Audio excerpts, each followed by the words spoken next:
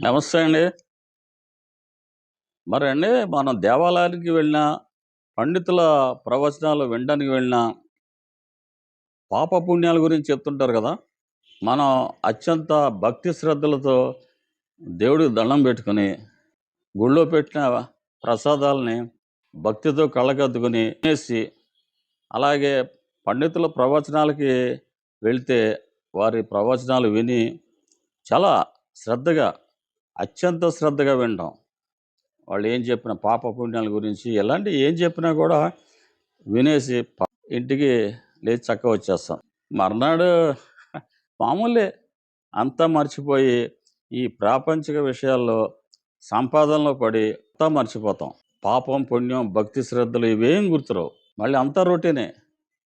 ఇదేనండి మానవ జీవితం అంటే ఇదే. చివరాఖరికి నేను చెప్పాలనుకునేది ఏంటంటే పాపపుణ్యాలంటే ఏంటో నాకు తెలీదండి. నాకు తెలిసింది, నేను నమ్మింది ఒకటే.